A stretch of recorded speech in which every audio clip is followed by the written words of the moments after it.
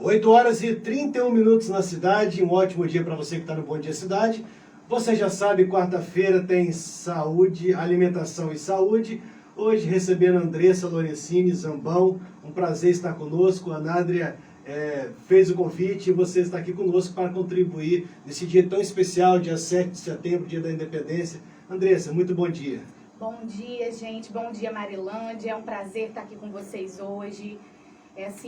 Eu acho que esse espaço, Bruno, tem muito a contribuir, né, para a população de Marilândia. Parabéns pela iniciativa. Sim. Que eu acho que o conhecimento, ele liberta. Então, essa questão de estar passando essas informações, né, diariamente para a população, isso só tem a contribuir. É verdade. É importante ter profissionais qualificados que estão na área de Marilândia para informar a população que quer ter uma vida melhor. Andressa, fala um pouquinho, né, da sua vida profissional como nutricionista. Eu sei que já tem anos que você está na área e isso é muito importante. Isso. Muito mais experiência e técnica, né, no assunto. Isso aí.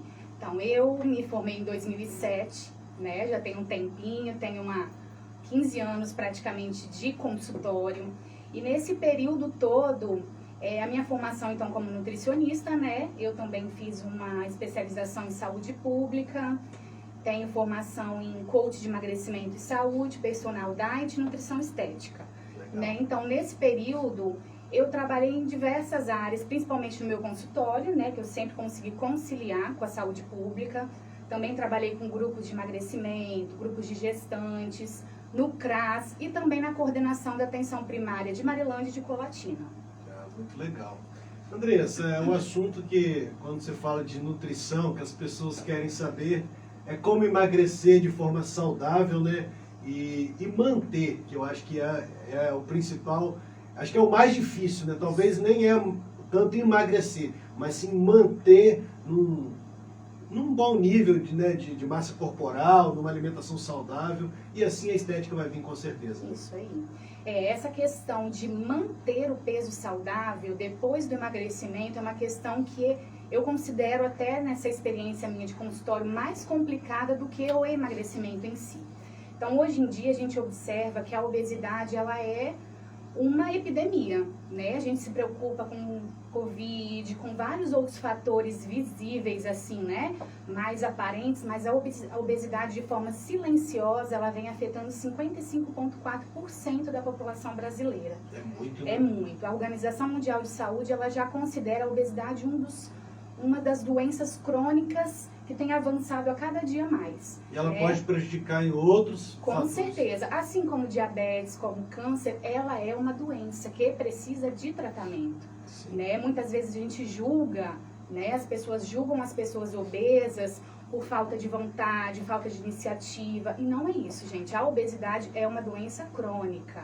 Claro que os fatores que desencadeiam essa são uma consequência de uma vida, né? Não é em um mês que você vai se tornar obesa e obeso, não é em um mês que você vai emagrecer esse peso. Então, assim, para quem está nesse quadro de obesidade, eu considero importantíssimo buscar atendimento multiprofissional.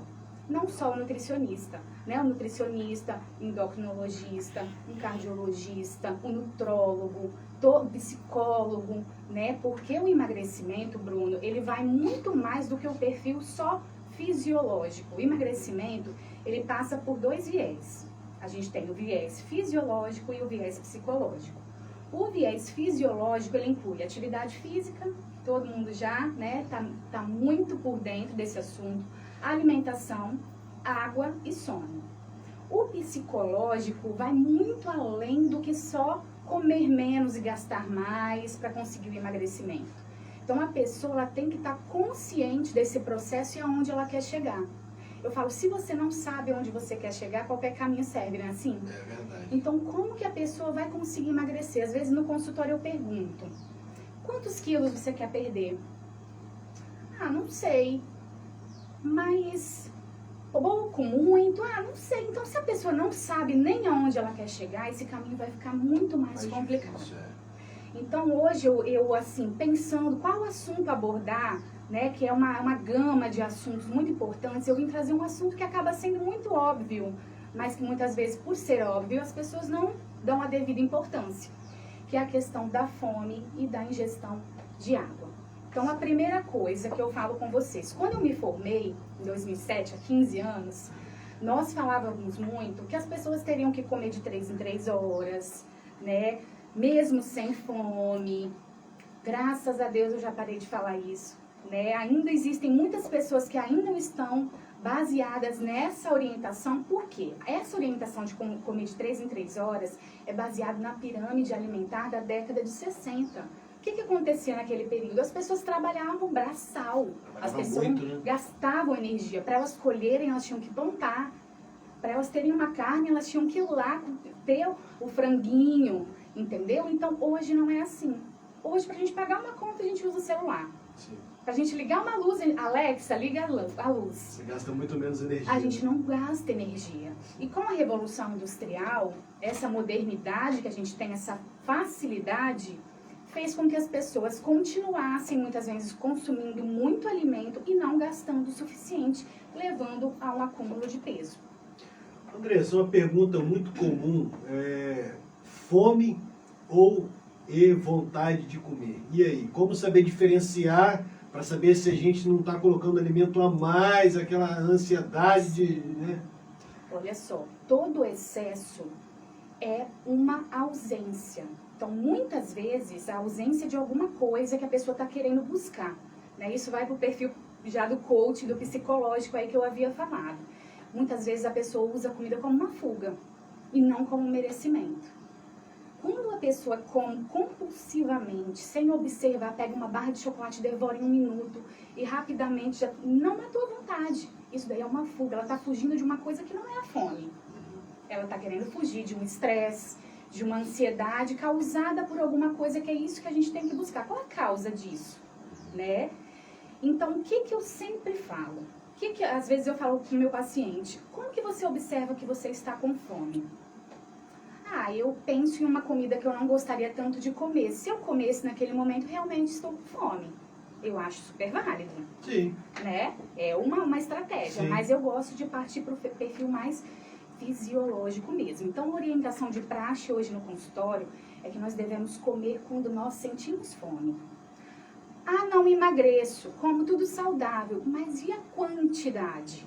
Qualidade alimentar excelente, perfeito, comer comida de verdade, desembrulhar menos e descascar mais. Mas e a quantidade? Se a gente come um ovinho cozido a mais do que o nosso organismo precisa, ele vai acumular. Isso não existe outra forma. Então, acordei, não estou com fome? Por que tomar o café da manhã sem fome? Você vai fazer o seu corpo utilizar um alimento para estocar gordura de certa forma. Então, como diferenciar, né, Bruno, essa fome da vontade de comer? O que nós devemos pensar de mais óbvio em relação à parte fisiológica? Água.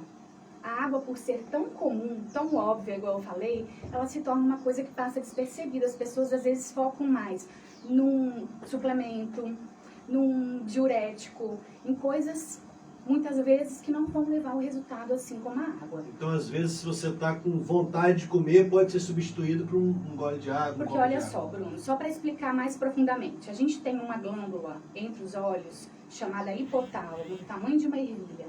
Esse centro aí é o centro da saciedade, onde estimula a fome e a sede. Vamos supor que você chegue em casa à noite, cansado, estressado, com fome e com sede. Então, quer dizer, a fome e a sede estão ali, martelando. Aí você vai comer, né? E aí parou a fome. Ok. Mas o gatilho da sede continua, mas você não tomou água. Então, você vai continuar comendo, pensando que isso vai suprir essa necessidade que o hipotálamo está mandando, mas muitas vezes você não sabe diferenciar. E a sede? E a sede. Então, qual estratégia usar para conseguir, né, modular isso daí? Antes de todas as refeições, tome água. Olha que coisa simples. Andressa, precisa esperar 30 minutos? Não. De 5 a 10 minutos antes das refeições já é o suficiente para você interpretar se realmente está com fome ou somente é uma vontade de comer. Então, vamos supor que chegou o horário do almoço. Tomei a minha aguinha. Qual nota eu dou para minha fome? A de 8 que eu estava sentindo passou para 5. Nossa, então eu consigo esperar um pouquinho mais para almoçar. Ou comer um pouquinho menos. Isso aí. Vamos supor, eu trabalho em fábrica, Andressa, eu sou professora, eu tenho horário, eu não posso deixar para comer mais tarde. Ok, ok, reduz a porção. Então nós temos que aprender a escutar o nosso corpo. A água, use-a como um gatilho para interpretar se realmente você precisa comer. Legal. E com relação à quantidade de água, porque né, a gente sabe que tem gente que é maior, pesa mais, pesa menos, e quando perceber que seu corpo está precisando de água? Isso aí. Ó, a falta de água, ela gera desidratação na pele. Então, muitas vezes a gente busca, toma colágeno, hidratantes caros, vitamina C. E o mais importante é de dentro para fora. Então, uma falta de água pode ser desidratação na pele, unha quebradiça, cabelo quebradiço, dor de cabeça, tá? Constipação. A falta de água também ela gera mais fome. Então, as pessoas que tomam menos água sentem mais fome. E a questão da quantidade, Bruno, isso vai variar muito de região para região, de clima para clima, né? A altura da pessoa, a gente tem que observar se a pessoa está amamentando, o nível de atividade física, a porcentagem de gordura corporal. Vocês já observaram que óleo e água não se misturam. Sim. Então, geralmente, a pessoa com percentual de gordura mais alto, ela tende a sentir menos sede. Para aquela pessoa que toma pouca água, qual a dica que você deixa para ela começar a introduzir mais a questão da água? Primeira coisa, providencia uma garrafinha. Providencia uma garrafinha como sua amiga, sua aliada, que vai Qual o telefone, né? Tá na mão? Isso aí. Anda com a garrafinha, se não quiser usar uma grande, bota uma menorzinha que possa sair na sua bolsa. De preferência que ela seja transparente, assim, não opaca, para que você possa ver a quantidade de água que você tem aqui dentro. Com a boca grande, né, larga, não aqueles biquinhos fininhos, porque você bebe, bebe, bebe e não bebeu o suficiente. Uma boquinha mais larga para que você consiga beber uma quantidade maior. E fazer essa questão da aliada com você. Sempre ali do ladinho, carregando, tomando os golinhos. Não é tomar, Bruno, 3 litros de uma vez. É fracionar.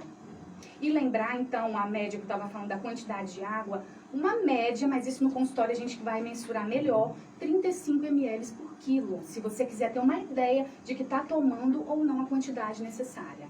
Legal. Sabendo que o nosso corpo faz grande parte dele, mais de 70% né, de água, né? Tá aí a necessidade tão evidente que precisamos de água, né? Com certeza. Muito bom. Isso aí.